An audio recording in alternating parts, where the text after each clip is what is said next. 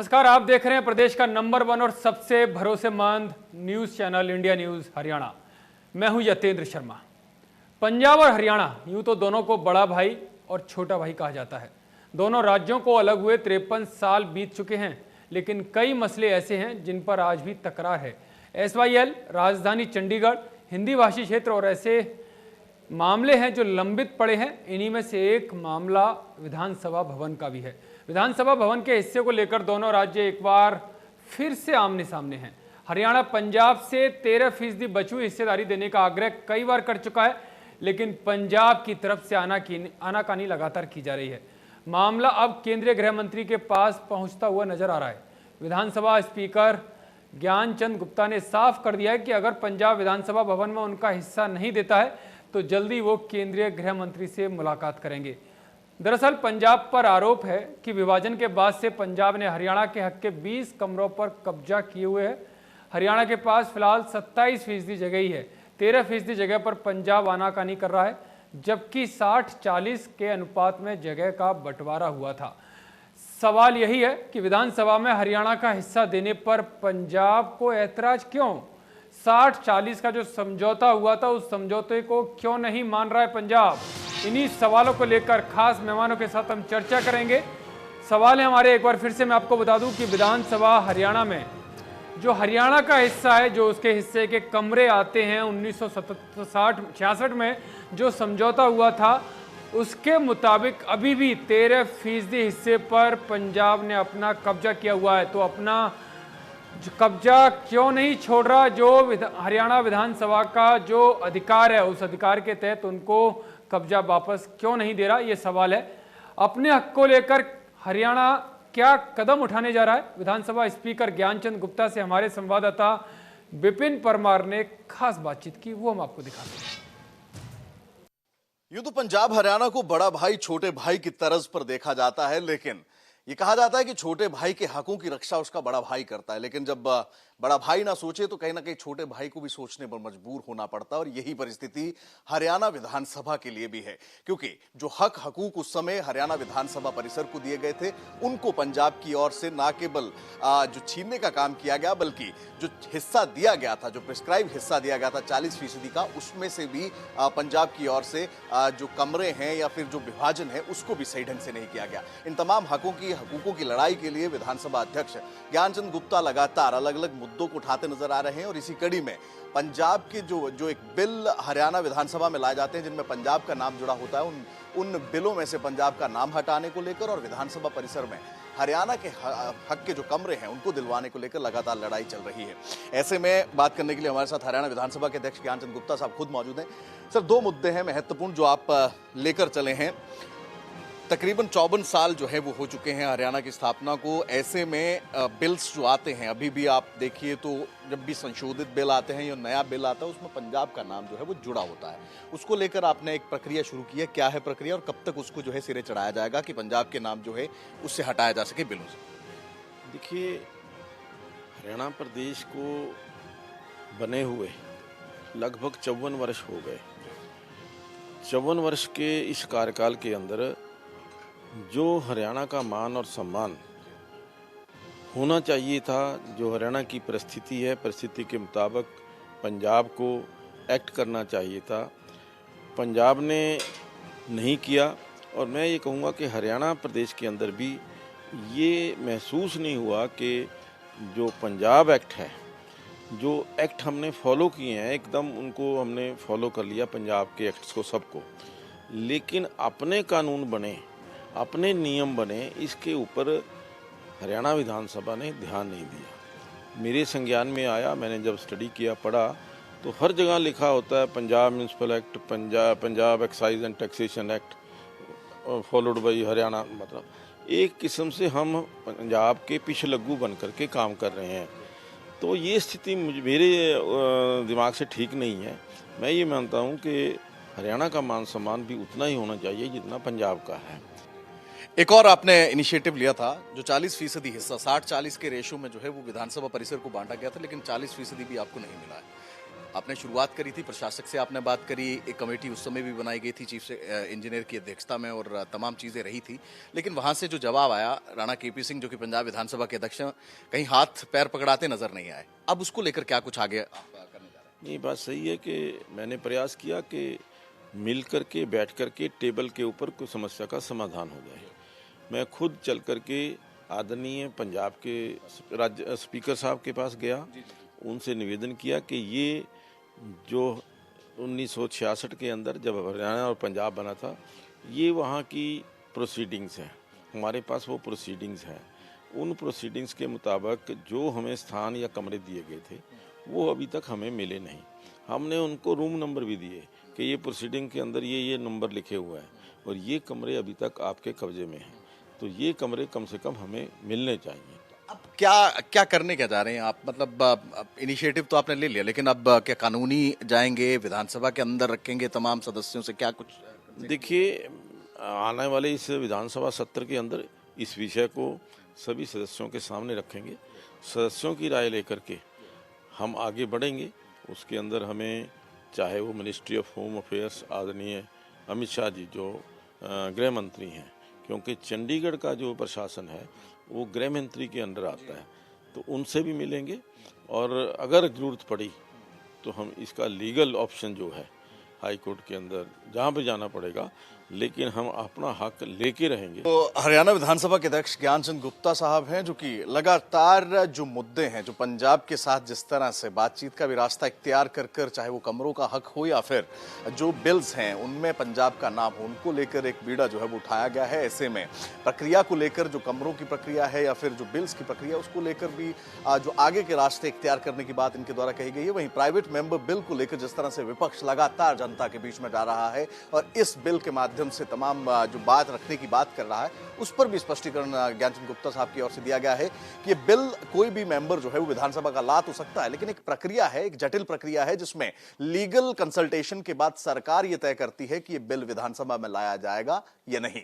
अब देखना ये होगा इस प्राइवेट मेंबर बिल को लेकर 5 नवंबर से जो सत्र शुरू होने वाला है उसमें क्या कुछ हंगामा देखने को मिलता है।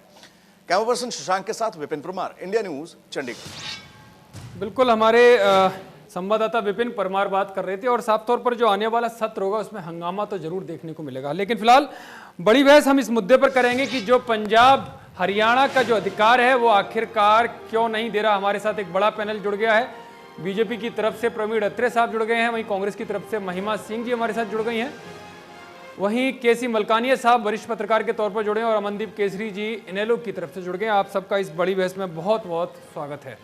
महिमा जी, मेरा पहला सवाल आपसे, क्या लगता है कि ये स्पीकर साहब जो मुद्दा उठा रहे हैं कि उनका कहना है कि 60 और 40 का बंटवारा हुआ था जब दोनों राज्य अलग हुए विधान भवन को लेकर, जो उनकी जो पूरी बिल्डिंग है, लेकिन उसके बावजूद भी 13% हिस्सा आज तक पंजाब, वो पंजाब जहां पर आपकी सरकार है, उसने कब्जा कर रखा है? तो वो निश्चित तौर से कोई बहस का मुद्दा नहीं होता, नहीं होना चाहिए। ये जो एक बात उठाई है आज स्पीकर साहब ने नाम बदलने की सभी तमाम एक्ट्स के अंदर, ये एक औपचारिक कदम है और राज्य निर्माण, हरियाणा राज्य के निर्माण की ओर यदि ये ऐसा कदम उठाना चाहते हैं तो ये एक न्यूट्रल कदम है, इसमें ना कोई पॉजिटिव बात है ना कोई नेगेटिव बात है। दूसरी बात ये है कि जो कमरों के विभाजन की बात हुई है और जैसे अभी अभी आपने मुझे कहा कि पंजाब में हमारी सरकार है और पंजाब अधिकार नहीं दे रहा, तो उसके लिए देखिए ऐसा है कि संविधान में प्रावधान मौजूद हैं और उसी प्रावधान के तहत ये अभी कदम उठाने जा रहे हैं। पंजाब में हमेशा से तो कांग्रेस की सरकार नहीं है। पंजाब के लॉन्गेस्ट सर्विंग चीफ मिनिस्टर जो रहे वो प्रकाश सिंह बादल जी रहे, जिनको जो भाजपा के सहयोग से रहे और जो अभी हाल तक वहाँ के मुख्यमंत्री रहे थे हमारी सरकार आने से पहले तक। तो यदि ये बात आज होम मिनिस्टर के पास जाने की और यदि शिकायत पंजाब से ही है, जैसा कि स्पीकर साहब ने आरोप पंजाब पर लगाए हैं, तो पंजाब में जब अपने सहयोग से सरकार थी उस समय उन्होंने क्यों नहीं ये फैसला ले लिया या उन्होंने क्यों नहीं अधिकार छोड़ दिया उन कमरों पर से? मेरा सवाल तो ये है, इसको मुद्दा क्यों बनाया जा रहा है? इस तरह से तो महिमा जी सरकार हरियाणा में या आप लोगों की रही, तब ये मुद्दा क्यों नहीं उठाया? क्या आपको तब लगा नहीं कि ये कब्जा पहले से बरकरार है 1966 से? सत्येंद्र जी, प्रायोरिटी यानी कि आप लोग भी आंखें बंद करके बैठे रहे अगर बीजेपी वाले यहाँ पंजाब में रहे तो? क्योंकि यतेंद्र जी, प्रायोरिटाइज किया जाता है इश्यूज को, मुद्दों को प्रायोरिटाइज किया जाता है। जब राज्य नया नया बनता है, छत्तीसगढ़ बना, तेलंगाना बना, अपनी हाई कोर्ट्स नहीं थी, अपनी विधानसभा नहीं थी, हिमाचल प्रदेश जो था वो हमारे बाद बना था और उन्होंने ऑर्गेनाइज कर लिया अपने आप को तरीके से। तो देखिए, प्रायोरिटाइज करना होता है सरकारों ने मुद्दों को।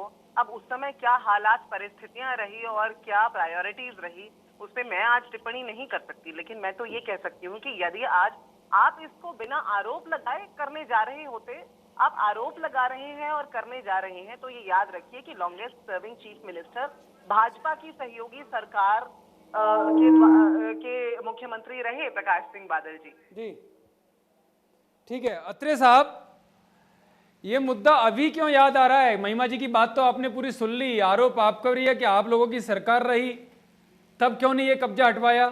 हरियाणा के हितों की रक्षा तब क्यों नहीं की? मुझे लगता है कि कांग्रेस के प्रवक्ता को ये सब बोलने से पहले चीजों का विश्लेषण कर लेती तो ज्यादा अच्छा होता। जी, हरियाणा के अंदर भारतीय जनता पार्टी की सरकार बनी 2014। जी, उससे पहले हरियाणा में भारतीय जनता पार्टी की सरकार नहीं थी। पहले तो कांग्रेसी प्रवक्ता को ये समझना चाहिए। ये तो मैंने बताया भी उनको। जी, और दूसरा, ये ऐसा नहीं है कि 2020 में इस विषय को उठाया गया है। बहन जी को शायद नहीं पता कि 2017 में भी ये बात शुरू, ये आज शुरू नहीं हुई है, 2017 से शुरू हुई। जी, सबसे बड़ी बात, मैं चाहता नहीं था कि विषय में मैं कांग्रेस को बीच में घसीटूं, लेकिन बहन जी ने जिस तरह से अपनी बात कही, अब मुझे कुछ चीजों का खुलासा करना पड़ेगा। देखिए, जिस तरह से बहन जी ने शुरुआत में जो एक्ट हैं उनसे नाम हटाने की बात से अपनी बात को शुरू किया। जी, अब समझना पड़ेगा कि कांग्रेस ने क्या किया। 1966 में हरियाणा बना, पंजाब रीऑर्गेनाइजेशन एक्ट 1966 के अंदर धारा 89 के अंदर बाकायदा ये प्रावधान किया गया कि हरियाणा सरकार 2 साल के अंदर कानूनों से पंजाब का नाम हटा के हरियाणा का नाम कर सकती है। उसको ये शक्ति दी गई, ये ताकत दी गई। जी, लेकिन तत्कालीन सरकार ने बजाय ऐसा करने के, हैरानी तब हो जाती है जब Haryana adaptation of law state and concurrent subject order 1968 करके बजाय उसको हटाने के उसको एज इट इज अडॉप्ट कर लिया, पंजाब के नाम को अडॉप्ट कर लिया। जी, क्या इससे नहीं हमें समझ में आता कि उस वक्त की सरकार जो थी वो बहन जी की सरकार, पार्टी की सरकार थी, उसको बजाय अपने कर्तव्य को पूरा करती, बजाय हरियाणा को उसका सम्मान देती, हरियाणा की पहचान बनाती, उन्होंने उसी को एज इट इज अडॉप्ट कर लिया, जबकि उनके पास अख्तियार भी था धारा 89 के तहत। उसके बावजूद ऐसा क्यों किया? सवाल ये भी खड़ा होता है। अब दूसरी बात यहाँ समझने की है, जो कमरों की बात है। देखिए जितेंद्र, 1966 में जब हरियाणा बना था तो विधायक बनते थे 54, ओनली 54 विधायक बना करते थे। लेकिन आज हमारे हरियाणा में विधायक है 90। विधानसभा का स्टाफ भी पहले से बढ़ गया है जी। और रीऑर्गेनाइजेशन एक्ट 1966 के तहत हमें 40% हिस्सा दिया गया था। उस 40% हिस्से के अंदर हमारे पास 24,630 स्क्वायर फीट हरियाणा विधानसभा के अंदर हमें जगह दी गई, लेकिन वो जगह हमें मिली नहीं। उसमें से 20 कमरे जो लगभग 4,000 स्क्वायर फीट जगह है वो आज भी पंजाब के कब्जे में है। मतलब इसको इस तरह से मानिए कि 2 भाइयों में बंटवारा होता है, छोटे भाई को जो जायदाद मिलती है वो कागजों में तो मिल जाती है, लेकिन फिजिकली उस पर बड़ा भाई कब्जा करके रखता है। लेकिन इस पहले की सरकारों ने इसकी चिंता नहीं की, वर्तमान सरकार इसकी चिंता कर रही है। वर्तमान सरकार को पता है कि हमारी जरूरत के अनुरूप हमारे पास जगह कम है जी। एक और थोड़ी सी बात बता देता हूं, आप भी जानते हैं लगातार एक चर्चा जो विधानसभा अध्यक्ष ज्ञानचंद गुप्ता जी कोशिश कर रहे हैं कि ई विधानसभा बनाई जाए। विधानसभा को किसी एक तरह से आधुनिक तरीके से हाई टेक्निक जी। उसके लिए भी हमें स्थान की जरूरत है, उसके लिए भी हमें कमरों की जरूरत है। जो पत्रकार भाई वहां पे आते हैं, बैठते हैं, उनके सीट के ऊपर टैब लगे, विधायकों की सीट पे टैब लगे और वो टैब पे ही पूरी प्रोसीडिंग देखें, उसमें कुछ जो चाहे वो परिवर्तन कर सके। तो ये काम तभी होंगे जब हमारे पास पर्याप्त स्थान होगा। पर्याप्त स्थान जो हमारे हिस्से का है उस पर पंजाब का कब्जा है। विधानसभा अध्यक्ष हैं वो ये चाहते हैं कि हमें हमारे हिस्से की जगह मिल जाए और हम अपने काम को सुचारू रूप से चला सके। ठीक है, इसमें हमारे बहस साथ को ठीक है चाहिए था, वो अत्रे जी करिए। मैं आऊंगा आपके पास। प्रीतपाल सिंह जी हमारे साथ पंजाब कांग्रेस से जुड़ गए हैं। प्रीतपाल जी, बड़ी बहस आज हम यही कर रहे हैं कि आखिरकार जब बात होती है हरियाणा पंजाब की तो बड़े भाई छोटे भाई की बात हमेशा कही जाती है, लेकिन क्या इसे मान लिया जाए कि पंजाब कलयुगी भाई बनता हुआ नजर आ रहा है और छोटे भाई की जो संपत्ति है, जो अधिकार है, उस पर कब्जा जबरन जमाए हुए है? जो उनके अधिकार के जो 20 कमरे हैं और आज तक नहीं छोड़े। 17 अक्टूबर को ये समझौता हुआ, 17 अक्टूबर 1966 को, लेकिन उस पर अमल आज तक नहीं। देखिए, बात ऐसी है जी। कि बड़े भाई छोटे भाई की चीजें आ जाती हैं। हम सभी इस चीज के साथ सहमत रहे कि तब बना हरियाणा, तब पंजाब का शेयर था, सारा कुछ। अब ये जो बात आई है कि पंजाब के कानूनों को जहाँ पे पंजाब लिखा हुआ है उसे हरियाणा अमेंड करना है, ये बेसिकली एक जुल्मबाजी है। ये सिर्फ लोगों का ध्यान दिखाना चाहते हैं क्योंकि अभी हरियाणा में एक बाई इलेक्शन चल रही है। कभी कभी कानून आए हुए हैं, किसी काफी कानूनों के खिलाफ प्रदर्शन हो रहा है पूरे हिंदुस्तान में। पंजाब ने काला कानून खत्म कर दिया है, नया अमेंडमेंट ला दी है। अब ये उस कानून को लाने की बात तो कर नहीं रही है जो किसानों के हित में है, बट अब ये नए कानून इस हिसाब से लाएंगे कि पंजाब का नाम बदल के हमने हरियाणा कर दिया। हमें तो कोई दिक्कत नहीं है, हमने तो कब का इस चीज का, क्योंकि हरियाणा का मसला है, हरियाणा का लॉ लिख ले। तो ऐसे अमेंड करना चाहते हो, बेटर है कि किसान लोग हमारे जो भाई है वो ज्यादा अच्छे तरीके से समझ सकते। ठीक है प्रीतिपाल जी, मैंने सवाल कुछ दूसरा किया। मैंने सवाल किया है विधानसभा भवन में जो 20 कमरे हैं, जो अमेंडमेंट, जो समझौता हुआ था 17 अक्टूबर 1966 को कि 40% हिस्सा हरियाणा को दिया जाएगा। मेरा सवाल है कि क्या जो छोटे भाई जिसको आप मानते हो उसके हिस्से पर जबरन कब्जा क्यों आज तक क्यों नहीं छोड़ा गया? मैं वही बात कह रहा हूँ, इश्यू कब क्रिएट होते हैं जब इलेक्शन का टाइम होता है। पहले बात कर ले, स्पीकर साहब ने। ये मुद्दा आज का नहीं है, 2017 से उठाया जा रहा है प्रीतपाल जी। विधान ये तो ऑन रिकॉर्ड है, ये आज का मुद्दा नहीं है, ये तो समय से उठाया, काफी सालों से उठाया जा रहा है। मैं वही बेनती कि जब ये गुप्ता जी आए थे, गुप्ता जी ने राणा केपी जी के पास रखा जी, तो हुई थी शेयरिंग के साथ। हमारे पास नया कुछ नहीं है। अगर कुछ हो भी आपस में बहस मीडिया में तो जाके उछालने वाला मुद्दा ही नहीं है। गुप्ता जी बताएं कि कब मिलना चाहते हैं राणा केपी से, मैं अपॉइंटमेंट फिक्स करा देता हूँ। कह रहा हूँ कि मैटर को सिर्फ अभी। ठीक है, चलिए मैं आऊंगा आपके पास जी। कोई अमेंड करना नहीं चाहते, किसानों को हक देना नहीं चाहते, किसान रोल रहा है, एमएसपी दे उन्हें। ये सिर्फ मुद्दा भड़काना है, सिर्फ बाई इलेक्शन के कारण। चाहे वो बिहार में जाके ये कोरोना वैक्सीन फ्री कर दें, यहाँ पे ये जुमला छोड़ दिया। ठीक है, बात तो करो, किसान को एमएसपी। ठीक है केसरी साहब आपने प्रीतपाल जी की बात सुनी। प्रीतपाल जी का सीधा सा आरोप है कि केवल बाई इलेक्शन जो हो रहा है उससे मुद्दा जो ध्यान है उन मुद्दों से ध्यान भटकाने के लिए इस मुद्दे को ये लेकर आए हैं। सरकार आपकी भी रही, क्या आप लोगों को तब ये ध्यान नहीं आया कि जो पंजाब सरकार ने वहां कब्जा कर रखा है, जो 20 कमरे हैं वो हटाने चाहिए? ये सच में गंभीर मुद्दा है, कामकाज में फर्क पड़ रहा है, या केवल चुनाव को लेकर जो प्रीतपाल जी कह रहे हैं? जी यतेंद्र जी, मैं आपको बताना चाहूंगा कि पंजाब से हरियाणा को अलग करने की लड़ाई चौधरी देवीलाल ने लड़ी। उनकी एक ही मांग रही कि हरियाणा अलग हो पंजाब से, हमारी जो अलग समस्याएं हैं ताकि हम उनका समाधान कर सके। उसमें एक भी भारतीय जनता पार्टी के नेता का योगदान नहीं रहा। और जो ये बात अब चल रही है कि कमरे रही है, हम लगातार इंडियन नेशनल लोकदल की पार्टी है, वो अपना हक, आपको तो पता है कि हम अपना हक लेने में कितने कारगर हैं, और हम तो यही कहते हैं कि अपना हक मांगने से नहीं मिलता, वो छीनना पड़ता है। हमारी तो एक यही हमेशा से मोटो रहा है। आज अगर आप चंडीगढ़ की बात करें, जो चंडीगढ़ है वो केंद्र शासित जो है यूनियन टेरिटरी है। चलो दो भाइयों में झगड़ा है, लेकिन जो बड़े बुजुर्ग बैठे हैं वो तो हरियाणा की भारतीय जनता पार्टी सरकार के बड़े हिमायती हैं, तो क्यों नहीं वो दिलवा देते? चंडीगढ़ तो यूनियन टेरिटरी है, वो दिलवा दे कमरे। पंजाब का कोई अधिकार नहीं है चंडीगढ़ के ऊपर, चंडीगढ़ यूनियन टेरिटरी है, केंद्र सरकार का अधिकार है।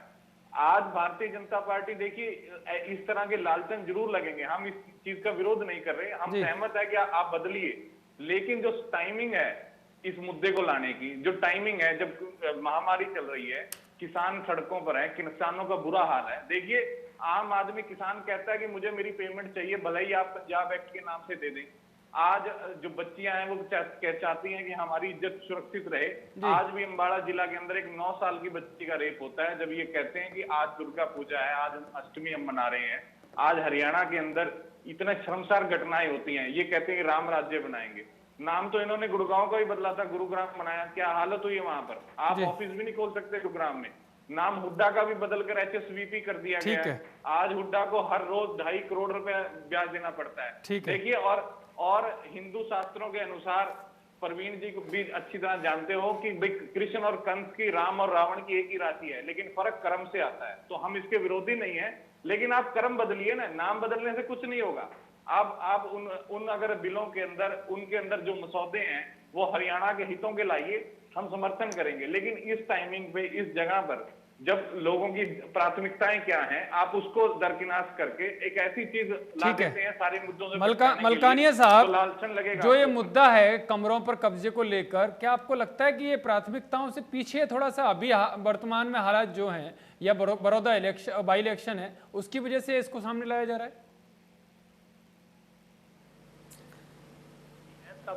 देखो, गुप्ता जी जब से स्पीकर बने हैं तब से वो प्रयास कर रहे हैं और काफ़ी काम उन्होंने किया है जी। जब पंजाब, हरियाणा और बना था तो पंजाब के 3 टुकड़े हुए थे। एक हिंदी भाषी भाग जो था वो हरियाणा में चला गया, पहाड़ी प्रदेश जो थे वो हिमाचल में चले गए, और बाकी जो पंजाबी भाषी इलाका कह रहे हो पंजाब में चला गया। पंजाब का इससे पहले भी बंटवारा हुआ है। जब 1947 में भारत और पाकिस्तान बना था तो पाकिस्तान में कुछ हिस्सा इसका पाकिस्तान में चला गया था, तब भी बंटवारा हुआ और जो पाकिस्तान का हिस्सा उन्होंने ले लिया। अब चंडीगढ़ का जो सवाल है, चंडीगढ़ का भी 60-40 का रेशो है, और यहाँ पर जो अधिकारी आते हैं वो भी उसी हिसाब से आते हैं। पहले यहाँ जब बना था तो 1966 के बाद MS रंधावा जी पहले चीफ मिनिस्टर थे यहाँ, और उसके बाद धीरे धीरे ये पलटता गया और जो एडवाइज़र की पोस्ट चली गई, और जो प्रशासक है वो पंजाब का राज्यपाल बनता गया। तो इस तरह कई मुद्दे हैं जो शुरू से हैं, परंतु हरियाणा ने कभी आवाज़ इतनी ज़ोरदार तरीके से नहीं उठाई। जब 60-40 का रेशो एक बार संत लोंगोवाल समझौता हुआ था तो चंडीगढ़ का बंटवारा भी हुआ था, और कुछ प्रदेश फाजिल्का बोर वगैरह हरियाणा को देने की ऐसी बात चली थी, परंतु वो सिरे नहीं चल सकी। अब ये जो कमरे हैं, विधानसभा है, सेक्रेटेरिएट है, ये भी 60-40 के रेशो में बांटा गया था, परंतु हरियाणा को शायद उस समय जरूरत नहीं थी, विधायक कम थे या कम था, इसलिए उन्होंने आवाज नहीं उठाई। परंतु अब विधायक भी बड़े हैं, काम भी बड़ा, स्टाफ भी बड़ा है, तो अब जरूरत महसूस हुई। तो ये जो कमरे विधानसभा में है उसको लेने की बात की जा रही है, और बिल्कुल सही है। जो एक्ट भी बनते हैं तो पंजाब का नाम लिया जाता है, रीऑर्गेनाइजेशन एक्ट को से बाद जितने भी एक्ट बने उसके साथ पंजाब जोड़ा जाता है, हरियाणा का कहीं भी नाम नहीं आता। इसलिए ये तो बिल्कुल मामूली सा संशोधन कर सकते हैं और नया एक्ट हरियाणा के हिसाब से बना सकते हैं, परंतु जो विधानसभा का मामला है मिल बैठकर निपटाना चाहिए। या केंद्र में भी भाजपा की सरकार है और केंद्र में प्रधानमंत्री से या गृह मंत्री से ये मुद्दा उठाया जा सकता है, और जो मुद्दा तो उठाया जा सकता है, लेकिन मलकानिया साहब, ये मुद्दा ऐसा है कि आपस में बैठकर भी बातचीत से सुलझाया जा सकता है। तो पंजाब की नीयत क्या देने की नहीं है कि गृह मंत्रालय तक जाना पड़ेगा हरियाणा सरकार को? हाँ, बिल्कुल सुलझाया जा सकता है कि नहीं, वो स्पीकर, दोनों स्पीकर बैठ के भी कर सकते हैं, मुख्यमंत्री भी कर सकते हैं। अगर ना सुलझे तो उसके बाद कोर्ट भी है, सुप्रीम कोर्ट भी है, और सेंटर केंद्र की सरकार भी है, वहाँ गृह मंत्री भी है, प्रधानमंत्री भी है, उनके पास भी मुद्दा उठाया जा सकता है और इसका हल आसानी से निकल सकता है। इतना बड़ा कोई मामला नहीं, परंतु जिसके पास जगह होती है और छोटा छोटा कब्जा नहीं छोड़ता, तो इसलिए थोड़ी सी तकलीफ तो पंजाब को होगी। जब ये छोड़ना पड़ेगा तो आसानी से नहीं छोड़ेगा, थोड़ा बहुत जोर तो लगाना ही पड़ेगा, तभी ये हिस्सा है। ठीक है अत्रे साहब, जोर तो लगाना पड़ेगा, पंजाब ऐसे नहीं छोड़ेगा, मलकानिया साहब का कहना है। तो क्या गृह मंत्रालय का ही रास्ता बचा है? जी देखिए जितेंद्र, सभी मित्रों की बातों का जवाब दूंगा। पहली बात तो ये है कि जिस तरह से मलकानिया जी ने कहा कि जब हमें जरूरत पड़ी हमने पुरजोर ढंग से आवाज उठाई, तो स्वाभाविक है पंजाब कांग्रेस को तकलीफ होनी थी, उनकी तकलीफ समझ में भी आती। लेकिन ज्ञानचंद गुप्ता जी जब से विधानसभा अध्यक्ष बने हैं तब से वो इस विषय के ऊपर बात कर रहे हैं। जो पंजाब विधानसभा के अध्यक्ष राणा KP सिंह जी से वो खुद जाके मिले, उनसे जाके अपनी बात कही। राणा केपी ने उनको आश्वस्त किया कि हम बात करेंगे टेबल पे बैठ के, लेकिन जब राणा केपी ने उस बात को रिस्पॉन्ड नहीं किया, उनकी बात को तवज्जो नहीं दी, तब ज्ञानचंद गुप्ता जी पंजाब के गवर्नर जो चंडीगढ़ के एडमिनिस्ट्रेटर भी हैं, उनसे जाके मिले और चंडीगढ़ के एडमिनिस्ट्रेटर ने बाकायदा आश्वस्त किया कि वो चंडीगढ़ चीफ इंजीनियर की अध्यक्षता में एक कमेटी बनाएंगे। गुप्ता जी ने अपनी तरफ से वो सभी कदम उठाए जो उठाने चाहिए थे, जिसका यहाँ पे जिक्र भी हो रहा है जी। लेकिन जब पंजाब की तरफ से रिस्पांस नहीं दिया गया, तभी ये बात आई कि होम मिनिस्टर साहब से मिला जाएगा, जैसा कि एनएलडी के प्रवक्ता कह रहे थे कि गृह मंत्रालय के अधीन चंडीगढ़ एडमिनिस्ट्रेशन। देखिए यहाँ हो क्या रहा है, मुझे हैरानी होती है, कांग्रेस के प्रवक्ता की तकलीफ समझ में आती है, लेकिन हरियाणा में जो बैठी पार्टीज हैं, जब वो भी ये बात कहे कि साहब ये तो बड़ौदा चुनाव को देख के बात उठा रहे हैं, ये तो ध्यान भटकाने के लिए बात उठा रहे हैं। साहब बड़ौदा उपचुनाव तो अब आया है, 2017 में नहीं था। ज्ञानचंद गुप्ता जी 2019 में जब विधानसभा अध्यक्ष बने, बड़ौदा का उपचुनाव नहीं था, कोई कोरोना काल नहीं था, वो तो तब से ये बात आवाज उठा रहे हैं। 24 सितंबर को उन्होंने जब चीफ सेक्रेटरी हरियाणा को बुला के मीटिंग की हरियाणा के अधिकारियों के साथ, तब बड़ौदा का उपचुनाव नहीं था। इनको समझना चाहिए, जब राणा केपी सिंह से मिले तो ना तो कोरोना काल था, ना बड़ौदा का उपचुनाव था। तो इसलिए अगर कोई व्यक्ति आपके घर पे कब्जा कर ले और आप सड़क पे हो, तो आप इंतजार करेंगे कि चुनाव हो जाए भाई, उसके बाद मैं अपना घर खाली करवाऊंगा, तब तक मैं सड़क पे ही रहूंगा। क्या ऐसा करते हैं आप? अरे भाई लगातार आवाज उठा रहे हैं, अपने हक की आवाज उठा रहे हैं, आपको तो उसका समर्थन करना चाहिए। लेकिन बजाय समर्थन करने के आप कांग्रेस के जो पंजाब के प्रवक्ता वाली बोली बोलने लगे। अब पंजाब के कांग्रेस प्रवक्ता क्या कहते हैं कि साहब ये ध्यान भटका रहे हैं, किसानों को एमएसपी क्यों नहीं देते? अरे साहब, हरियाणा सरकार किसानों को धान और गेहूं की एमएसपी के साथ साथ बाजरा, सरसों, मक्का, सूरजमुखी वो भी एमएसपी पे खरीद रही है। अपनी सरकार को बोलिए पंजाब में खरीदे मोटे अनाज को एमएसपी पे, और आप पंजाब के अंदर किसानों के साथ धोखा कर रहे हैं। आप धान और गेहूं की एमएसपी के बारे में बिल पास करते हैं जो आपके अख्तियार में नहीं है। जो आपके अख्तियार में है, आपकी पावर में है, उसके ऊपर आप चर्चा ही नहीं करते। क्यों नहीं वहां पे आप बाजरे को क्यों नहीं खरीदते, कपास को क्यों नहीं खरीदते, सरसों को क्यों नहीं खरीदते, सूरजमुखी को क्यों नहीं उसकी एमएसपी? ठीक है त्रिवेदी जी, महिमा जी मैं बस छोटा अगर बता सके सीधा एक लाइन में कि कब्जा है कि नहीं पंजाब का, वो क्यों नहीं देना चाहता? क्या आप पंजाब सरकार से मांग करेंगी कि हरियाणा का जो हक है, जो कमरे उनके कब्जे में, वो तुरंत खाली करें? सवाल दोहराइए जरा यतेंद्र जी। महिमा जी, मेरा सीधा सा सवाल है, आप भी कांग्रेस की नेता हैं, कांग्रेस की वहां पर सरकार है, तो क्या आप उस सरकार से, पंजाब सरकार से अपील करेंगी या अनुरोध करेंगी कि वो तुरंत जो हरियाणा के कब्जे, जो अधिकार वाले कमरे हैं, उनसे कब्जा छोड़े? आपकी एक लाइन का उत्तर देने से पहले इतनी देर से धैर्य रख के सुन रही हूँ सबकी बात, तो अपने 2-3 बिंदु कह देना चाहती हूँ। बिल्कुल। सबसे पहले तो भाजपा को बता देना चाहती हूँ कि पंजाब रीऑर्गेनाइजेशन एक्ट 1956 नहीं है, गलत इंफॉर्मेशन टेलीविजन पे न दें, 1966 है। 1956 में स्टेट्स रीऑर्गेनाइजेशन एक्ट लाया गया, जो कांग्रेस के नेतृत्व में लाया गया था, जो स्टेट ऑर्गेनाइजेशन कमीशन के बिंदुओं पर उनकी रिपोर्ट पर लाया गया। दूसरी बात ये कि बिल्कुल अनुशासन नहीं रखते हैं भाजपा के प्रवक्ता, और बताते हैं। मैम, आप अगर सही बात को गलत कहोगे तो क्या करूंगा? मैं भी 66 बोल रहा हूँ। तो उनकी उत्तेजना का सबब, लेकिन आप झूठ बोलोगे तो मुझे बोलना पड़ता है, मजबूरी है मेरी। आप अगर गलत शब्दों का प्रयोग करोगे, झूठ बोलोगे, तो मैं आपको रोकूंगा कि मैडम ऐसा मत कीजिए। ऐसा है कि इनेलो के जो प्रवक्ता हैं, उन्होंने बोला कि ताऊ देवीलाल ने मांग की थी हरियाणा के विभाजन की, ये भी सरासर गलत है। बिल्कुल ताऊ देवीलाल ने नहीं की थी। जो मैंने अभी स्टेट ऑर्गेनाइजेशन कमीशन का जिक्र किया, स्टेट ऑर्गेनाइजेशन कमीशन की रिपोर्ट के मुताबिक लिंग्विस्टिक लाइंस पे, यानी कि भाषा के सीमाओं पर, भाषाई आधार पर उसको करने की बात उठाई गई थी, और उसी के आधार पर पंजाब ने मांग की थी कि इस हिस्से को अलग कर दिया जाए, ये हिंदी भाषी हिस्सा है। तो रही बात अब इस चीज की कि हम कहेंगे कि नहीं कहेंगे, तो जैसा कि मुझसे पहले किसी प्रवक्ता ने ये बात कही है कि चंडीगढ़ और उसमें आने वाला जो जुरिस्डिक्शन, उसमें आने वाली जो प्रशासन है, वो केंद्र का जुरिस्डिक्शन है। यही बात कुछ दिन पहले जब पानी का मुद्दा उठा था तब भी हुई थी कि उसके ऊपर सीधे सीधे केंद्र जो है वो कार्रवाई कर सकता है। नहीं, वो कार्रवाई कर सकता है। मेरा सवाल है कि आप अपील करेंगी पंजाब सरकार से कि हरियाणा के अधिकार वाले कमरों पर से कब्जा छोड़े? मेरा सीधा सा एक लाइन का सवाल है। हमारी सत्ता होगी तो जरूर करेंगे, और अभी कुछ देर पहले सरकार आपकी की है, वहां पर आपकी पार्टी की है, मैं इसी वजह से आपसे सवाल कर रहा हूँ। बात आई थी कि हरियाणा में भाजपा अभी 2014 में आई है, तो 2014 के बाद अब तो 2020 आ गया और अब तो जजपा के साथ मिलाकर के सरकार बनी है, किस तरह बनी है वो सब जानते हैं। तो 2014 से 2019 के बीच में क्यों नहीं ये मांग उठाई थी? बड़ौदा चुनाव के आसपास ही क्यों उठाई है? ऊंचा ऊंचा बोल के आप 2019 के बीच में तो उठा लीजिए, 2017-18 से ये मांग चल रही है।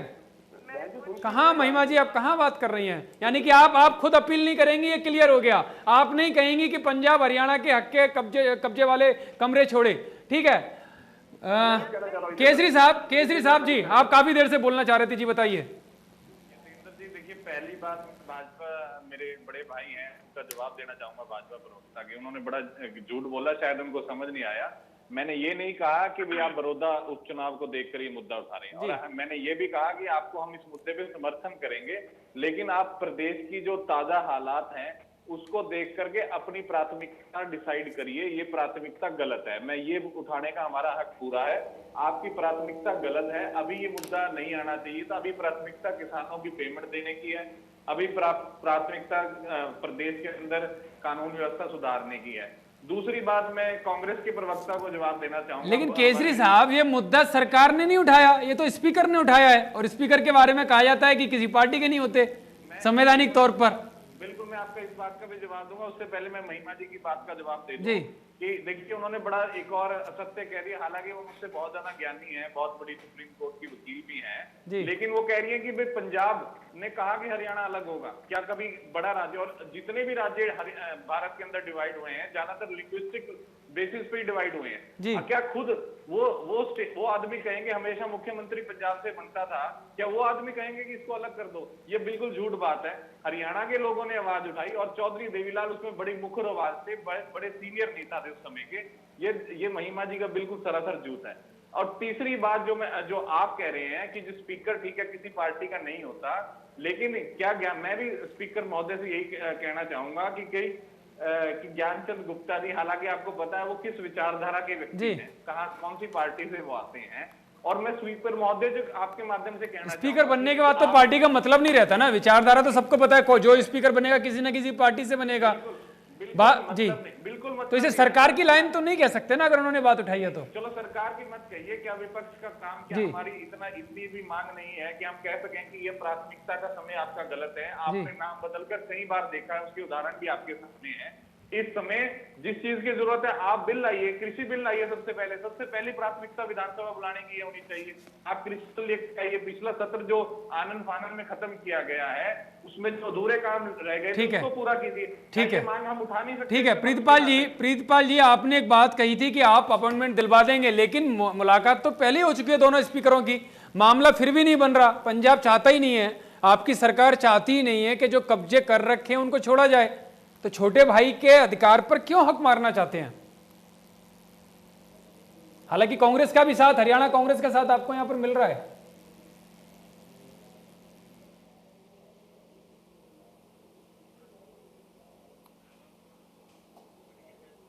मेरी आवाज आपको मेरी आवाज आपको मिल रही है प्रीतपाल जी? ठीक है, प्रीतपाल जी के पास दोबारा लौटेंगे क्योंकि उनसे शायद संपर्क नहीं हो पा रहा है। जैसे ही संपर्क होगा उनसे बात करेंगे। मलकानिया साहब, आप इन सबकी बात सुन रहे हैं, क्या लगता है कि सच में ये जो बात बार बार आरोप की आ रही है कि केसरी साहब कुछ अपना अलग कह रहे हैं, भाषाई आधार पर जो आपने बात बताई, लेकिन महिमा जी कुछ और कह रही हैं, या पूरा एक पॉलिटिकली कलर इसको देने की कोशिश की जा रही है?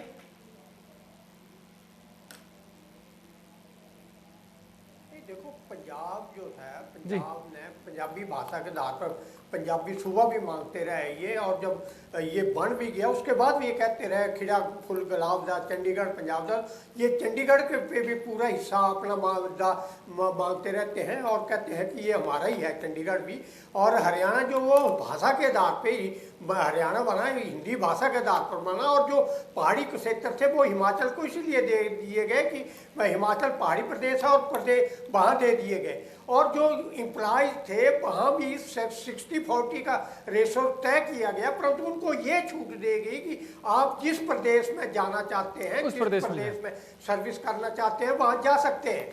और जो चंडीगढ़ का था वो पहले चीफ मिनिस्टर की पोस्ट थी, वो एडवाइजर की बन गई। अब जो पंजाब का गवर्नर है वो यहाँ का प्रशासक होता है, तो इसकी भी कभी हरियाणा ने आवाज नहीं उठाई। और कई बार तो जो चंडीगढ़ की पोस्ट है जो जिन पर हरियाणा का हक है, वहाँ भी कई बार पंजाब के अधिकारी तैनात हो जाते हैं, तब भी कई बार हरियाणा इतनी जोरदार आवाज नहीं उठाता। अब आवाज उठी है तो कम से कम जो एक्ट में प्रोविजन, यानी कि पिछली सरकारें जो रही हैं उन्होंने हरियाणा के हक के लिए जोरदार तरीके से आवाज नहीं उठाई मलकानिया साहब।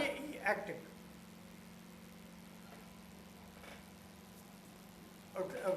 लगता तो ऐसा ही है क्योंकि एडमिनिस्ट्रेटर जो है वो पंजाब का है। पहले यहाँ चीफ मिनिस्टर होता था, जैसे मैंने पहले कहा कि MS रंधावा जी पहले चीफ मिनिस्टर थे, उसके बाद भी चीफ मिनिस्टर चलते रहे काफी देर, उसके बाद एडमिनिस्ट्रेटर पंजाब का राज्यपाल को प्रशासक बनाया गया। तो इसी तरह जो अधिकारी भी ऐसे आते रहे कई बार, जो जहाँ 60-40 का रेस है पंजाब का दबदबा रहता है फिर भी, और कई बार ऐसे अधिकारी पंजाब के जो हरियाणा की पोस्ट है उन पे भी तैनात हो जाते हैं, तो भी हरियाणा इतने जोरदार से आवाज नहीं उठाता है। इसलिए हरियाणा को चाहिए कि अपने हक के लिए पूरे जोरदार से आवाज उठाए, और सारी पार्टियों को, हरियाणा की जितनी भी राजनीतिक पार्टियां हैं उनको मिलकर ये आवाज उठानी चाहिए। जो विधानसभा महिमा जी को आपकी ये बात सुननी चाहिए। महिमा जी आप सुन रही हैं मलकानिया साहब क्या कह रहे हैं? और जब भी ऐसी स्थिति, जब काम करने में दिक्कत उन लोगों को आ रही है, हरियाणा के मंत्रियों को, विधायकों को, वो बैठक नहीं बुला पाते, अगर कोई इमरजेंसी बात होती है तो कैसे काम चलेगा?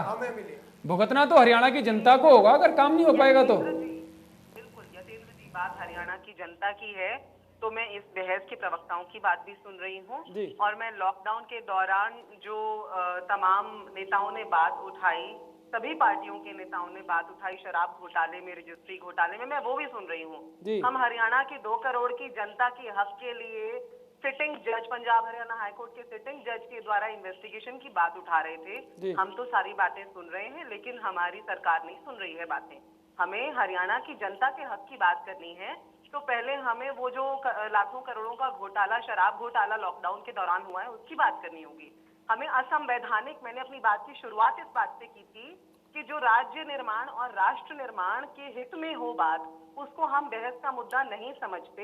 हम हरियाणा का नाम लेकर आए, बड़ी अच्छी बात है, लेकिन उससे पहले प्राथमिकताएं और बहुत सारी। लेकिन आप बहस का मुद्दा नहीं समझते, लेकिन यहाँ पर आपकी पार्टी की सरकार है, आप उनसे एक छोटी सी अपील भी नहीं कर सकते कि हरियाणा का हक छोड़ा जाए। यदि आपकी व्यक्तिगत विचारधारा यतेंद्र जी सरकार के साथ मिलती है तो मैं उसमें क्या कर सकती हूँ। चलिए अत्रे साहब, ये व्यक्तिगत विचारधारा है, अगर हरियाणा के हक की बात की जाती है तो वो व्यक्तिगत विचारधारा हो जाती है। जी, 2.5 करोड़ लोग हैं, उनसे आप क्या उम्मीद करोगे? जी, जिन बहन जी को मेरे ज्ञान पे शक हो, जब मैं बार बार रीऑर्गेनाइजेशन एक्ट 1956 बोल रहा हूँ, बहन जी को 56 सुन रहा है, तो उनसे आप क्या उम्मीद करेंगे? बहन जी ने यहाँ जिक्र किया, हालांकि इसका जवाब देना चाहिए था NLD के प्रवक्ता को, नहीं दे पाए, मैं दे देता हूँ। इन्होंने कहा भाषाई आधार पे, बहन जी भाषाई आधार पे जब देश के राष्ट्रपति डॉक्टर राजेंद्र प्रसाद थे, उन्होंने कमेटी बनाई थी SK दर्जी की अध्यक्षता में, इस चीज को ढूंढने के लिए कि क्या भाषाई आधार पे रीऑर्गेनाइज किया जा सकता है स्टेट को। जवाहरलाल नेहरू जी ने जयपुर अधिवेशन में कांग्रेस वर्किंग कमेटी में रद्द कर दिया था, मना कर दिया था कि भाषाई आधार पे हम नहीं कर सकते। आपकी जानकारी के लिए बता दूं, तब आंध्रा जो तेलुगु भाषी लोग धरने पे बैठे, श्री रामालू जो है उस धरने की वजह से स्वर्गवासी हो गए, तब नेहरू जी को झुकना पड़ा था। और जहां तक चौधरी, देखिए एक और सुनिए बहन जी, अब आपका ज्ञान बढ़ा दूं थोड़ा सा, अब रुकिए, बीच में ना बोलिए, अब थोड़ा ज्ञान बढ़ा लीजिए अपना। हालांकि इंडियन नेशनल लोकदल के प्रवक्ता ने ये कहा, अरे बहन जी अब रुक जाइए 2 मिनट, अब आपको तकलीफ होने लगी, अब रुक जाइए 2 मिनट रुकिए, अपनी बारी में बोल लीजिएगा। अब अपनी बारी में बोल लीजिएगा बहन जी, सुनिए अब, अरे सुन लीजिएगा बहन जी, अब 2 मिनट रुक जाइए, अब रुक जाइए। अब क्यों तकलीफ होने लगी आपको? अब क्यों चिल्लाने लगी आप बीच में? अभी आप बहुत ज्ञानी बन रही थी, अभी तो आप ज्ञान जान रही थी। आप तो हमेशा कहते हो कि बीच में नहीं बोलना चाहिए। 2 मिनट रुक जाइए, 2 मिनट के लिए, 2 मिनट के लिए रुक जाइए, अब सुन लीजिए सबको। आप अपनी बात पूरी कर चुके हैं, उनको अपनी बात पूरी करने दीजिए। महिमा जी, मैंने आपको पूरा मौका दिया बोलने का, ठीक है अत्रे जी। देखिए ऐसा है, चौधरी देवीलाल ने हरियाणा के लिए संघर्ष किया, मैं इस बात से इनकार नहीं करता, लेकिन मैं NLD के प्रवक्ता को यह भी बता देता हूं, जिन्होंने कहा कि भारतीय जनता पार्टी के नेताओं का सहयोग नहीं था। भाई भारतीय जनता पार्टी तो बनी 1980 में, ये बात हम 1966 की कर रहे हैं, बोलने से पहले सोच लिया करो। दूसरा इन्होंने कहा प्राथमिकता, मैंने उस वक्त भी कहा कि साहब अगर कोई आपके घर पे कब्जा कर ले और आप सड़क पे रह रहे हो तो क्या आप इंतजार करेंगे कि भाई मैं बाद में ले लूंगा, अभी मैं सड़क पे रह लेता हूं कुछ दिन? कम से कम हरियाणा के राजनीतिक दलों को, हरियाणा के प्रवक्ताओं को इस विषय को सोचना चाहिए कि ये विषय आज से नहीं है। ज्ञानचंद गुप्ता जी जब से स्पीकर बने तब से उठा रहे हैं, 2017 में ये विषय उठा। होना ये चाहिए कि जिन राजनीतिक दलों की सरकारें पहले रही, जिनकी ये जिम्मेवारी थी, क्योंकि विधायक बढ़ चुके थे, कर्मचारी बढ़ रहे थे, जगह की कमी पड़ रही थी, काम सही से हो नहीं पा रहा था, आपको अपने हक की आवाज उठानी चाहिए थी। लेकिन आप अपनी राजनीतिक मजबूरियों की वजह से, अपने स्वार्थों की वजह से नहीं उठा सके। कम से कम अब आवाज उठ रही है तो उसमें सहयोग कीजिए। और जो आवाज उठा रहा है उसे व्यक्तिगत विचारधारा के साथ जोड़ देती है। प्रीतपाल जी सवाल मेरा यही था, आपको मेरी आवाज मिल रही है? जी आ रही है। हाँ प्रीतपाल जी, मेरा सवाल यही था कि जब फैसला हो चुका था और आप बार बार कह रहे थे कि अपॉइंटमेंट आप करा दोगे दोनों स्पीकरों के बीच में, लेकिन दोनों की मीटिंग ऑलरेडी हो चुकी है, लेकिन फिर भी बात नहीं बन पा रही है, जबकि जो बात पहले ही फाइनल हो चुकी है 17 अक्टूबर 1966 को, उस पर भी मानने पर क्यों राजी नहीं है पंजाब?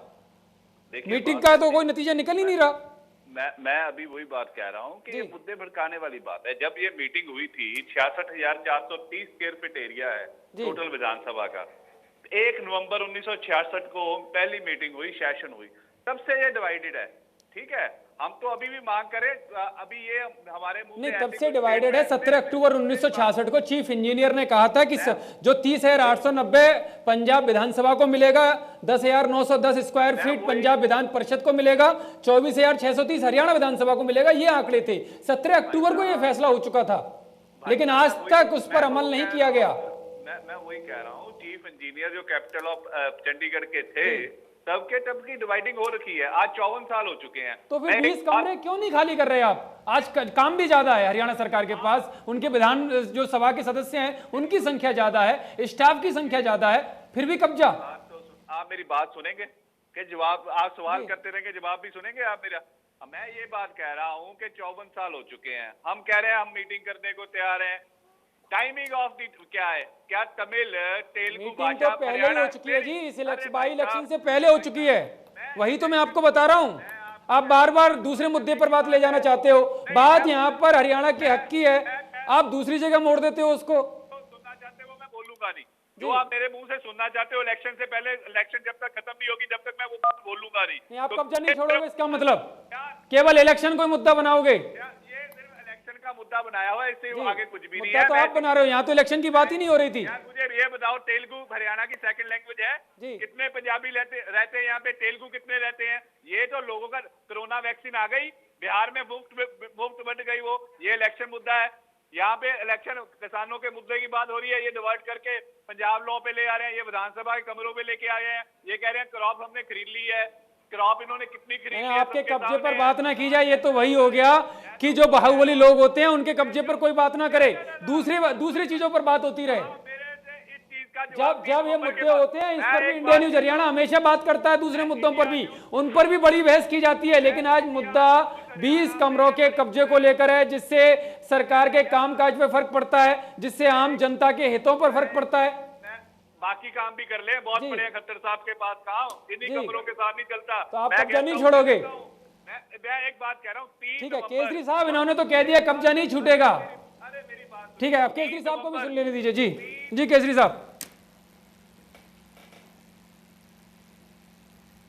करने की कोशिश थी, तो मैं बार बार कह रहा हूँ कि चौधरी देवीलाल तो वो शख्सियत थे कि उन्होंने गवर्नर जैसे बड़े आदमी को भी उसकी सबक सिखाने का काम किया था, अगर वो हरियाणा के हितों के रक्षा नहीं करेंगे।